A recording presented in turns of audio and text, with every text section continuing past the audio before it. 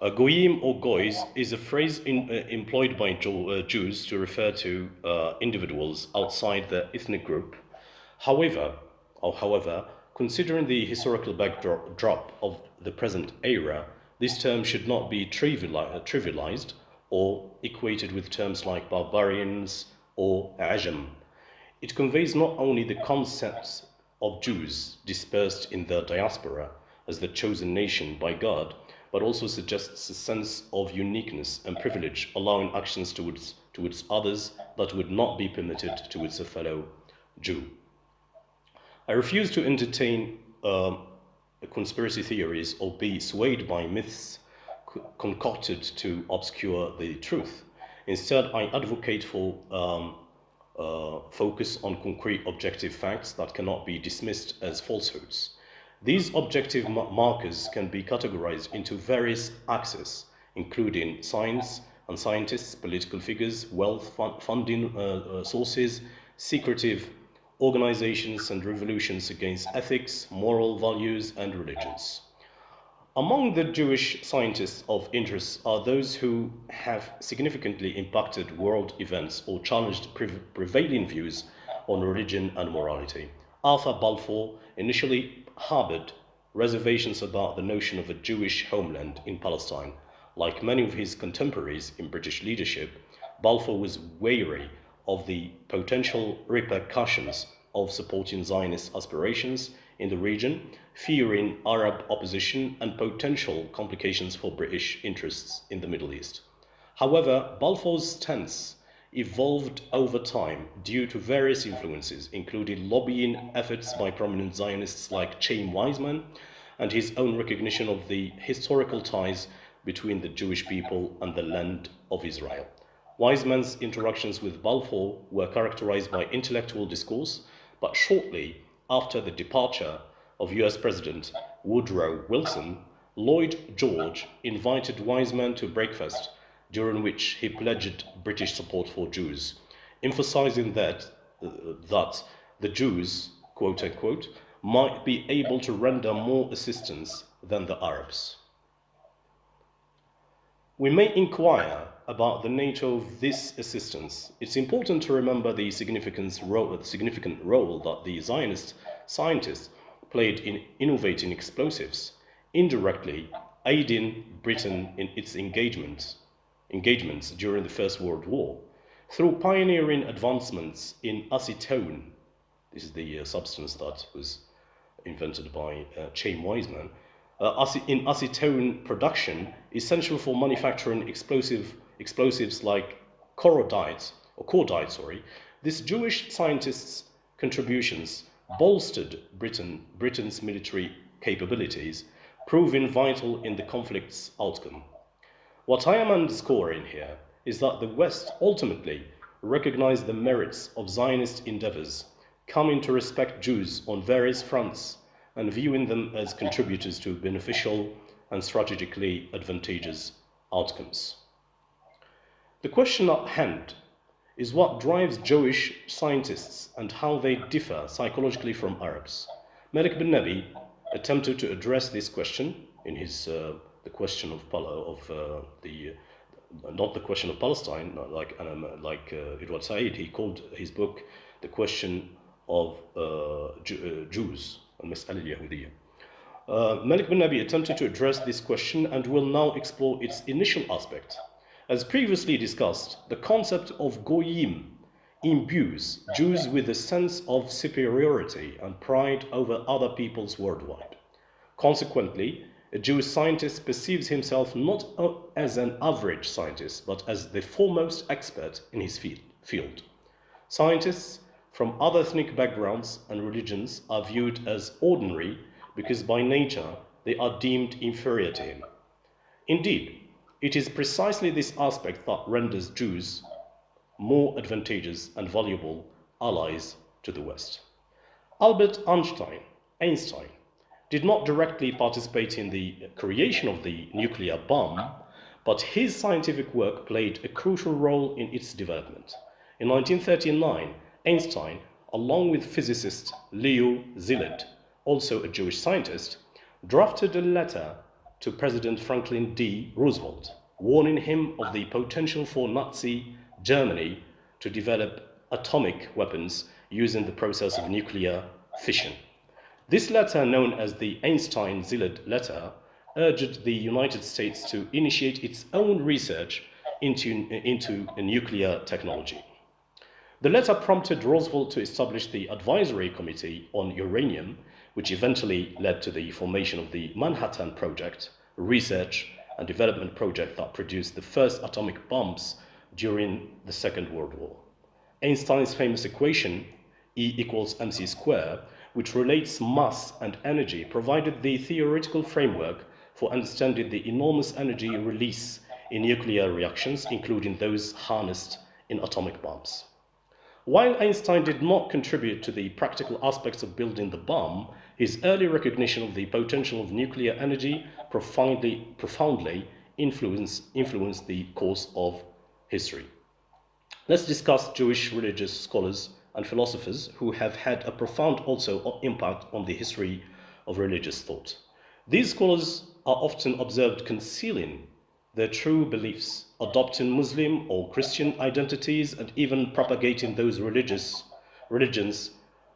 the Christian or Islamic or Islam. This strategy is believed to diminish the significance of these religions and enable control over their followers. Paul, for example, Paul, also known as the Apostle Paul or Saint Paul, was originally a devout Jew who persecuted early Christians. That is, he lived. Paul lived in what is called the apostolic age. That is the first century of Christianity. Saint Paul's preference for preaching Christianity in the West was not arbitrary. It was part of a calculus, because he lived in Syria, and then he moved to the West to teach and propagate and preach Christianity across the Roman Empire. It was part of a calculated strategy. He chose the West over the East for strategic reasons, considering the psychological traits of the people living there.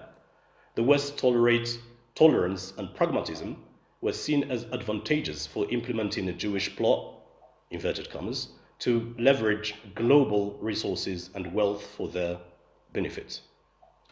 Arguably, one of Paul's most notable contributions was his emphasis on Gentile inclusion, on what is called, I repeat, Gentile inclusion, a concept akin to embracing the Goyim. This notion entailed Saint Paul preaching the gospel to Gentiles and encouraging them to follow Jesus Christ without necessitating prior conversion to Judaism.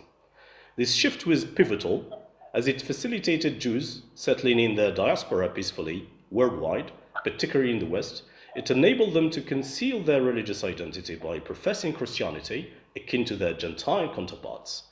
This concealing and camouflaging nature of this strong minority is represented in George Zidane's novel, The Conquest of Andalusia, Fath al-Andalus, George Zidane. Solomon, a character in the novel, conceals his Jewish identity and poses as a Christian. He ingratiates himself with the ruling elite and acts as a spy, manipulating conflicting factions in Spain. In doing so, he provides assistance to Muslims, and this is highly debatable because some historians divide over whether they helped Muslims really or not. But they do agree that they were very happy with the conquest of Muslims to Andalusia because they were being persecuted. Assistance to Muslims by sharing information. However, according to Malik bin Nabi, this support is fleeting, that is temporary, as Jews ultimately betray Muslims and advocate for the Crusades, even if it entails sacrificing some Jews in a Holocaust-like situation. Ibn Maymun, also known as Moses Maimonides, or Rabbi Mushi bin Maymun, and sometimes referred to as Rambam, was a prominent medieval Jewish philosopher, theologian, and physician born in Cordoba, Spain in 1138. He passed away in Egypt in 1204. During his time in Egypt, he adopted a Moroccan attire, that is dress, to conceal his identity and began teaching Arabic to Muslims. However, when his true identity was discovered, he was barred from entering mosques. One of Maimonides' notable works is Guide for the Perplexed, a title reminiscent of Abu Hamid al-Ghazali's book also. In this book, he sought to influence Muslim thought, much like how Spinoza, another Jewish philosopher, who Einstein was very happy with, and he said, if I was to worship a god, I would worship Spinoza's god. So much like how Spinoza attempted to shape Christian thought into a Jewish framework. The demonstration of Jews' influence and old utility in the West has led to the attainment of significant political positions, including the role of prime ministers. Here are some notable Jewish political figures who have led key positions in the Western world. Benjamin Disraeli, known falsely for having raised the Quran in the Commons, and having said that as long as this book exists, there will be no peace in the world. It wasn't him, actually, it was Gladstone. We got Henry Kissinger, the American diplomat. We got Madeleine Albright, the American diplomat and politician, between 1997 to 2001, Ruth Bader Ginsburg, and on and on and on. Israel wouldn't have been founded had it not for the efforts of non-profit organizations as well, such as the JNF, or the Jewish National Fund, which has branches in most Western countries and which started operating since the after the Fourth Zionist Congress in 1901, with a relentless mission of purchasing land in Palestine for Jewish settlement and development. They started to buy lands in Ottoman Syria, and then they moved later on further to Palestine, with a relentless mission of purchasing land in Palestine for Jewish settlement and development. Initially established to buy and develop land in Ottoman Palestine, the JNF played a significant role in acquiring land in what would become the State of Israel. Throughout its history, the JNF has been involved in various initiatives to support the development of Israel, including afforestation, land reclamation, water resource management, and infrastructure projects. And we'll see later how this symbolically showcases in literature. It has also been involved in cultural and educational programs aimed at fostering a connection between Jews worldwide and the land of Israel.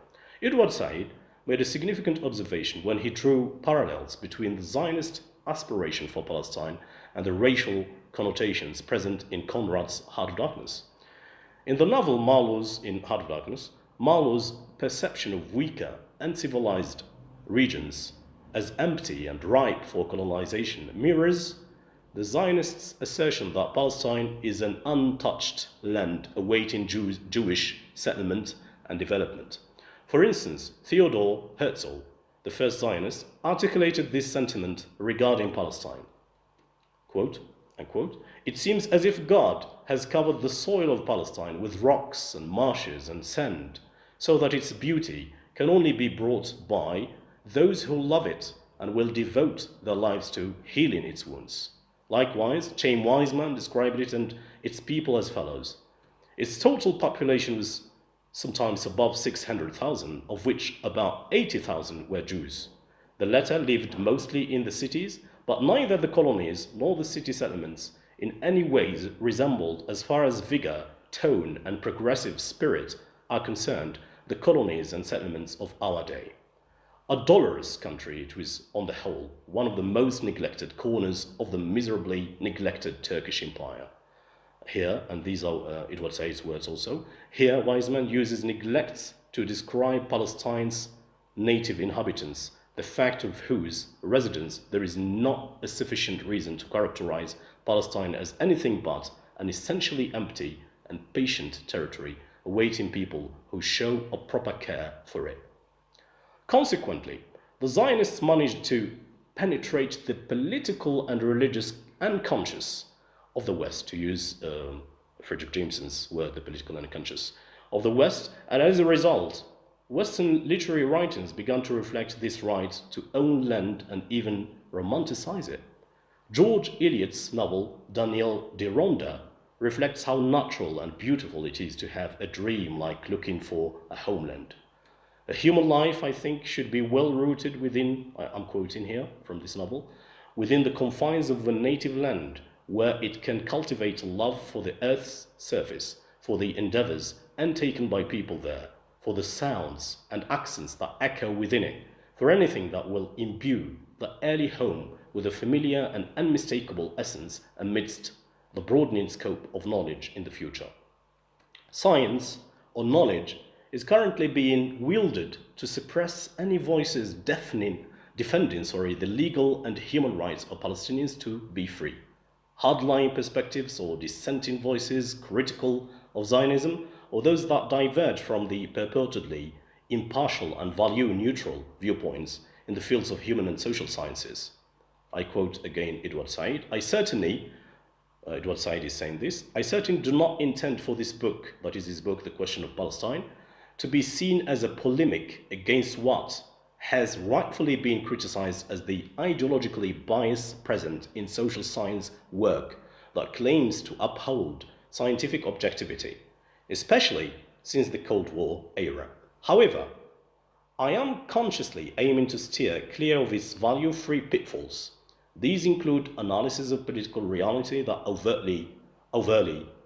focus on superpower, rivalry, endorse anything associated with the West and its efforts to modernize the third world, overlook grassroots movements while praising oppressive client regimes, and disregard anything that does not neatly fit into a particular framework or methodology, emphasizing rationality, empiricism, and pragmatism. Consequently, they continue to be upheld, leading political scientists to advise short-sighted strategies and once again risking US foreign policy in what may seem like obvious losing causes and aggressive historical visions to non-expert eyes like mine. As I write these words, the serious defects of the Camp David Accords seem to be confirming my arguments. False ideas cannot be propagated easily without the help of media. Unluckily, again, media is in the hands of people like Robert Murdoch, who through his company News Corporation, now known as Fox Corporation, has owned and operated a significant number of media outlets across various platforms. Some of the major media properties associated with Robert Murdoch include, and other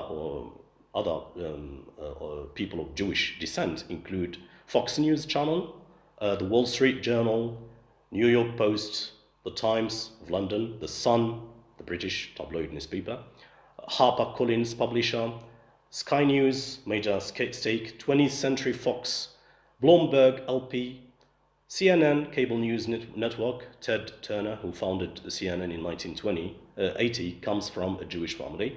The Washington Post, BuzzFeed, and especially this BuzzFeed, when I checked it out, I mean, it fosters and it encourages homosexuality and the rest of it. Everything that is immoral is encouraged by this BuzzFeed. The New Republic, the Daily Beast, the Atlantic, and on and on and on. Moreover, the connection between Hollywood and Zionism is multifaced and has evolved over time. Influence of Jewish filmmakers many early Hollywood studio heads and filmmakers were Jewish immigrants or of Jewish descent. Depiction of Jewish themes throughout the Hollywood's history. There have been numerous films that explore Jewish themes, including stories about the Holocaust, Jewish identity, and the struggle for a homeland. Some of these films have been influenced by Zionist ideology and have portrayed Israel in a positive light. Philanthropic support. Many of these Hollywood figures have provided financial support to Zionist organizations. Political advocacy. Hollywood celebrities and executives have occasionally used their influence to advocate for Zionism and the rest of it. Also, cultural exchange. Hollywood has also served as a platform for cultural exchange between Israel and the United States. The association between Hollywood and Zionism is more complex than it appears. Movies depicting warfare, action sequences, apocalyptic scenarios, and even extraterrestrial conflicts against humanity all share a common objective: to influence the subconscious minds of people, particularly Muslims, to the extent that, because we care about Muslims, we are Muslims, to the extent that violence becomes a form of entertainment, blurring the lines between reality and fiction. This aims to desensitize viewers, fostering passive and unresponsive attitudes, a process that often begins in childhood through video games with immersive 3D experiences that mirror, or virtual reality now, that mirror the themes of films. In these narratives, the villains are typically portrayed as adversaries of Western civilization or humanity, with Western actors cast as the heroes, reinforcing notions of superiority and alienation among young Arab and Muslim audiences. Hitler's gravest error, Malik bin Nabi argued, lay in his underestimation of the Jewish influence when he declared war against them. I mean, when he started to kill them in big numbers. At the time, over 90% of the wealthy individuals, industrialists, and landowners were Jewish. He failed to recognize that the very ideologies he vilified, such as Marxism, racism, were also embraced and wielded by the Jews or the Zionists. Consequently, anti-Semitism became a damning label associated with anyone daring to expose the extent of Jewish dominance in the West. In this regard, French historian Dromont penned, he wrote a book, La France Juive, Jewish France, in 1886, which gained widespread popularity in France. In this work, Dromont spoke of conspiracy theories regarding Jewish sway over French society and politics. Ironically, he later found himself getting married to a Jewish woman, tarnishing his credibility in the process. This brings us to discuss the wealthy, also Jewish families, particularly in the Western world, who wield considerable influence and authority. Some of them, Rothschild family, originated from Germany, has been one of the most influential banking dynasties known. Goldman Sachs and Soros Fund Management, got Bloomberg LP, founded by Michael Bloomberg, got Facebook, Mark Zuckerberg, Google, co-founded by Sergey Brin, who is Jewish. So all our information is there. Oracle Corporation, co-founded by Larry Ellison. The Estee Lauder companies, John D. Rockefeller, and the rest of it. Certainly, Zionists have been engaged in multi-faced battles, encompassing lobbying entities in the United States and the broader Western sphere. These represent the most impactful organizations. Some of them are these: American Israeli Public Affairs Committee, what is called AIPAC, which is lobbying now for preventing Iran from getting or obtaining reaching or the obtention or obtaining the nuclear weapons, is one of the most powerful lobbying groups in the United States, advocating for strong US-Israel relations and influencing policy decisions to Israel and Middle East. Anti-Defamation League, ADL, is dedicated to combating anti-Semitism and promoting civil rights and justice. It engages in lobbying efforts on issues related to hate crimes, discrimination, and religious freedom. Conference of Presidents of major American Jewish organizations, Jewish Council for Public Affairs, World Jewish Congress, and on and on and on. Freemasonry continues to be a topic of ongoing discussion, with many questioning why prominent British politicians, for example, would align themselves with an organization often surrounded by conspiracy theories. However, scattered incidents offer insights into these secretive groups and their true intentions. For example, an American woman who happened to convert to Islam shared her experience on a channel called Eternal Passenger, revealing how her father, a member of the American military, encouraged her to join a group purportedly teaching Islam, but with a focus on promoting women's rights and feminism, and of course with reservation as to how these could be used. all taught by Jewish instructors with the intent of undermining Islam. Similarly, in the comment section of this video, another commentator mentioned two sisters involved in an organization which still exists now, called Global Peace Foundation, seemingly dedicated to promoting peace and inter-religious harmony, but actually established to combat Islam globally. One of her sisters, the one who commented, stumbled upon documents in her boss's office revealing the true agenda of the organization, which aimed to actively oppose Islam worldwide. Such secret organizations rarely disclose their true objectives openly. They don't do that openly, often hiding behind appealing slogans while actively working to undermine ethics, religions, and morality. And these are some of the Grand Masters of the United Grand Lodge of England. It's the biggest one.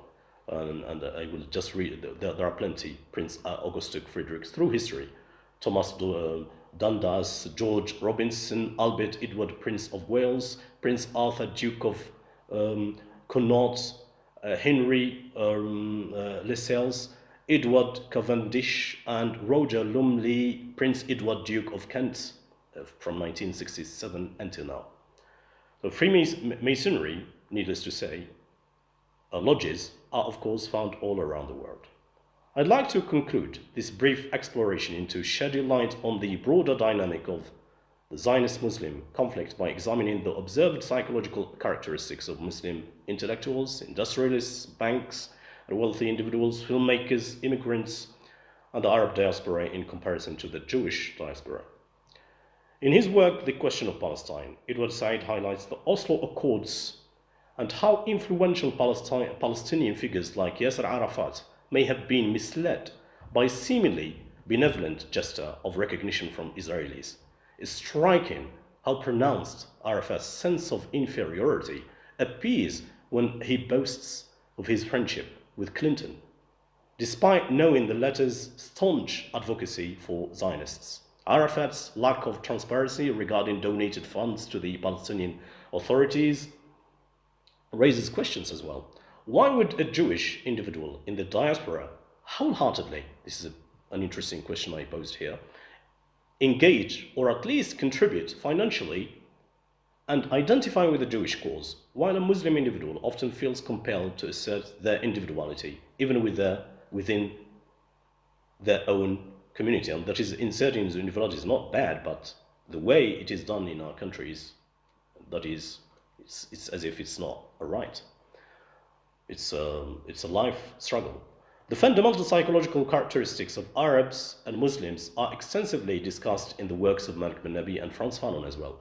It's evident that Muslim immigrants in the West primarily an individual immigrant seeks personal advancement, driven by a perceived low social standing in their country of origin. Their homeland often evokes nostalgia for cultural aspects like Ramadan meals or familiar landscapes, rather than a sense of unity or sacrifice.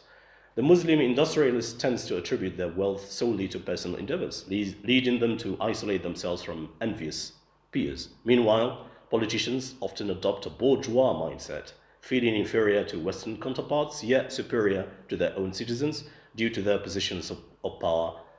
It appears that Muslims lack a unified cause to rally behind.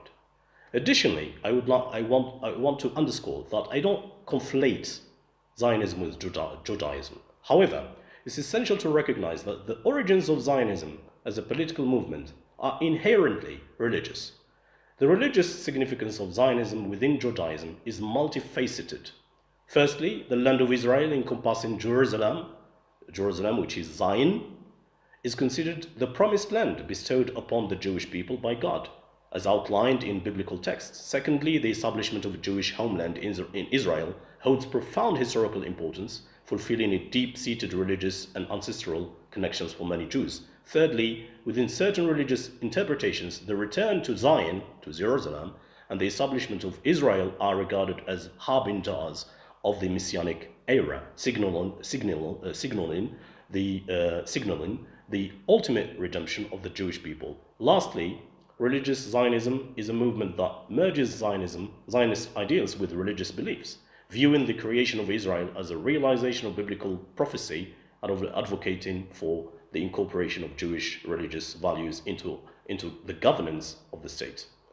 While, this is the last point, while ostensibly secular Western nation states endorse the ideology of combating anti-Semitism publicly, they often exhibit a double standard by tolerating Islamophobia.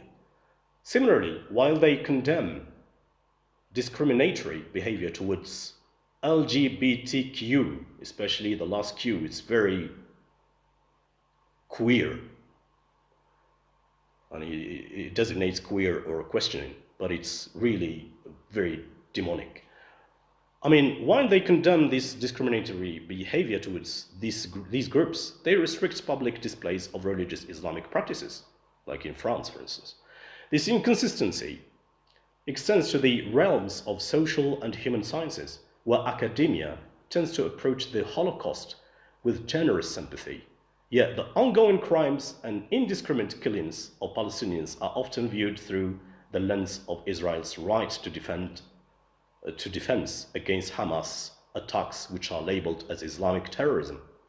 Israel is often perceived as having the right to exist and defend itself on religious grounds by Western nations, while Palestinians are denied similar rights. Thank you.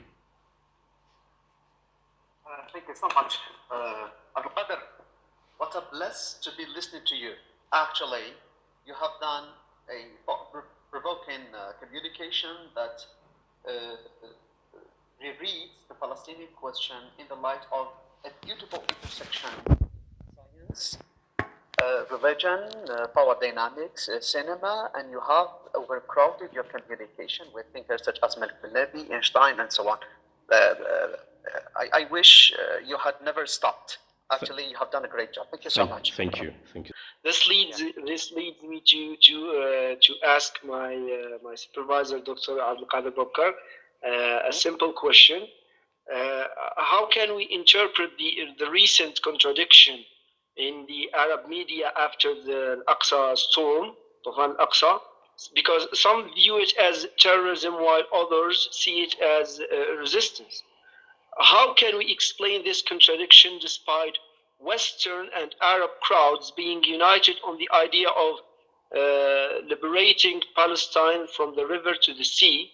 So is it due to the Zionist control of the media, or the submission and failure of Arab intellectuals to protect the cause?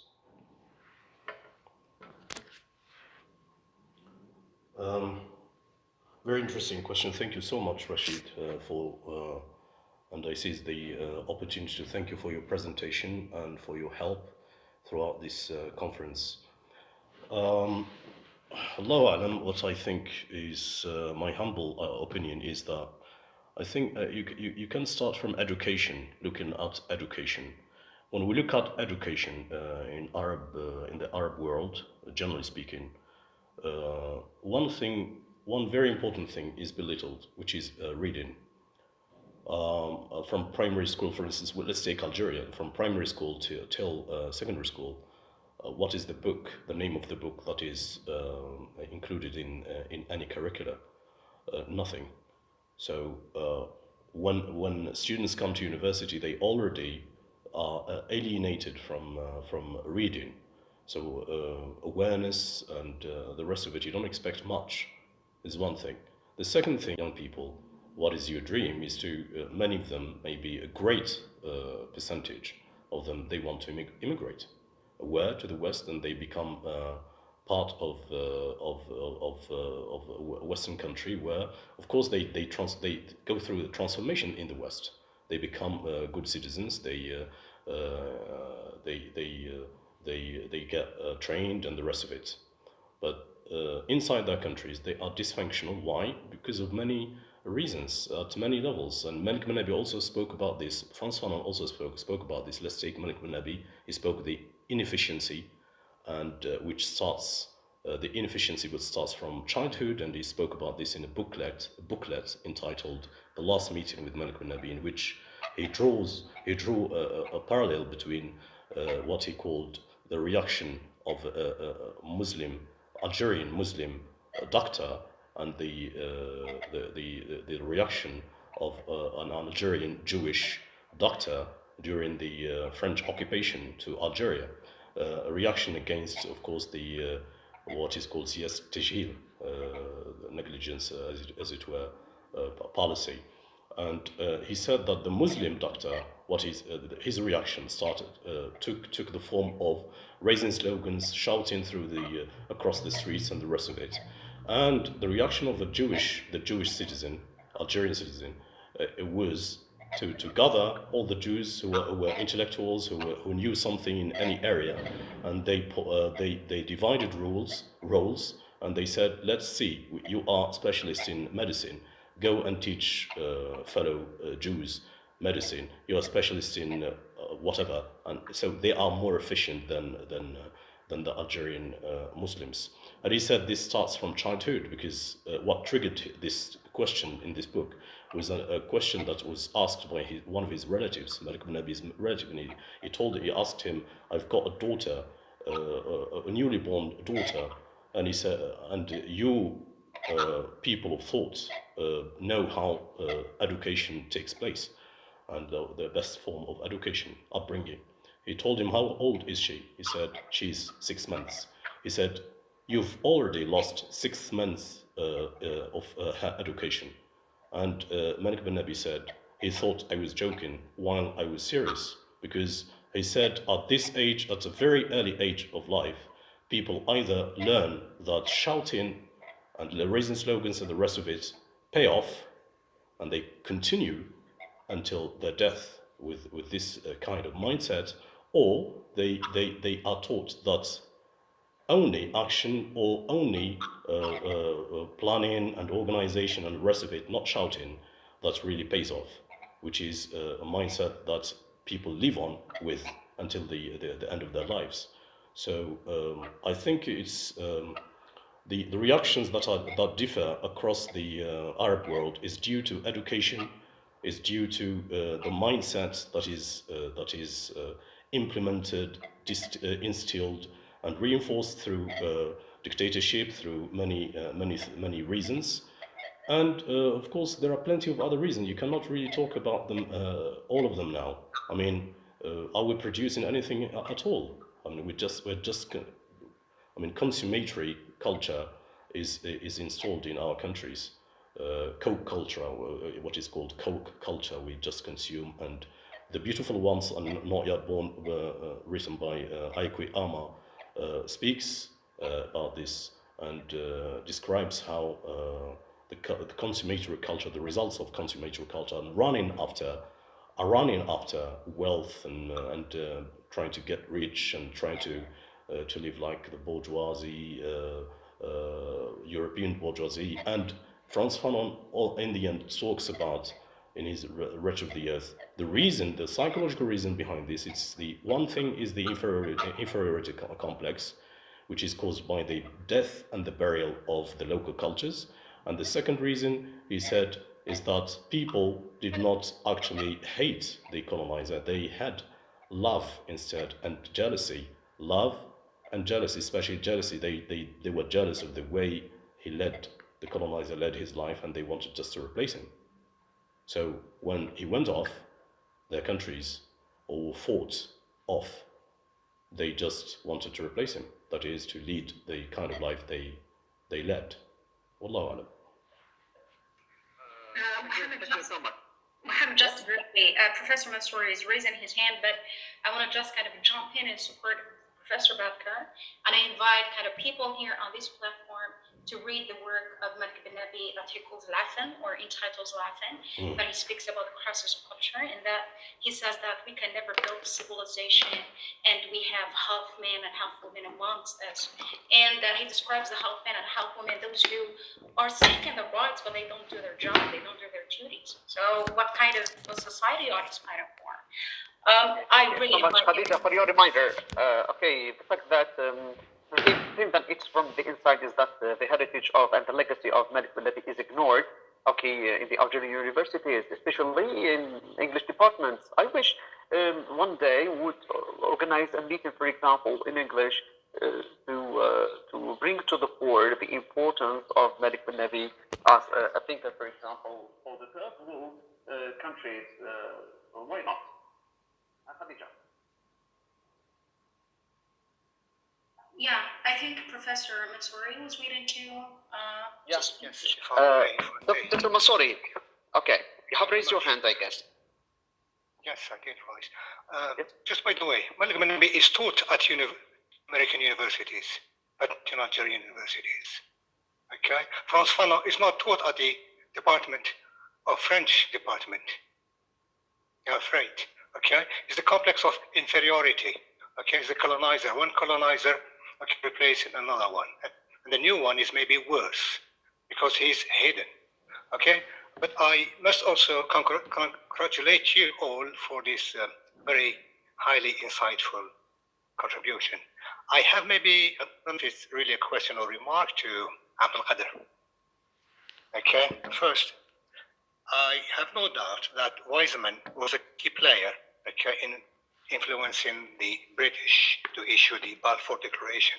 My question is, why was the letter given to Walter Matthew Rothschild and not to him? Think about it. How many books or films have we produced? Yeah. If you compare to the films and the books on the Holocaust, every time that Israel is in one way or another under attack, you find on the Western TV, okay, and maybe even in Arab TV, films that speak about the Holocaust, trying to remind them. Okay, so perhaps it's our role also now to speak up, okay, words. Everyone in his own field. We at university, the writers, the poets, etc. And I hope we'll be able to do something for the people of Palestine. Thank you. Thank you so much, Professor Brahim. Okay, Alfred, the floor is yours. Yeah. Do you have any comments? Yeah, thank you for Professor Mansouri for the questions and the comments. The first question, why was it not handed, the Balfour was not handed to Chaim Wiseman? I mean, I was emphasizing something throughout my paper, is that the Jewish community, they do not see themselves as individuals. They sacrifice, they lose themselves in the community. This is one thing. I mean, whatever he was doing for his community. He was not expecting something individual, personal, or some kind of personal gain. So he wouldn't care who would be granted this promise, but he contributed to it. Definitely. Yeah. Okay, but the fact that it was given to Rothschild, okay, it means it's the bankers, it's the money that Absolutely. Okay, and of course there was a division within the Jewish community at that time, at the beginning of the 20th century. You perhaps need to refer to the English, the Alien Act. Okay, there was anti-Semitism in Britain from medieval time. Yeah. The Jewish Board of Deputies was divided on the issue of looking for land in Palestine, and there was a vote, okay, which the pro-Zionists narrowly won. Okay, so we should not neglect that in Western Europe and Eastern Europe there was anti-Semitism. Maybe they wanted also to get rid of the Jews. Yeah, absolutely. Everywhere. I mean, even in Babylon. Yeah. Concerning your remark, I do agree with you, Mr. Brahim Mansouri, when you said the number of works which have been produced at the level of cinema and even the drama in the Arab world is really shameful in comparison with works that were being produced and are still being produced in the West concerning the Holocaust. The question is, the Arab cinema producers are controlled by the state, directing and orientating them towards producing things that would glorify, the governors and would praise, the political contours of each president or king. With the recent years, with the development of the cinema, we have this, let's say, brutal wave of normalizing relationship I don't think that the Arab Emirates, which sponsored the production of historical drama in Syria, for example, previously would allow or would sponsor, for example, a film or a series that would talk about the Palestinian Nakba. It's a pity now that yesterday we were stopped by the enemy. Now the Palestinians are stopped by their brothers. Okay, it's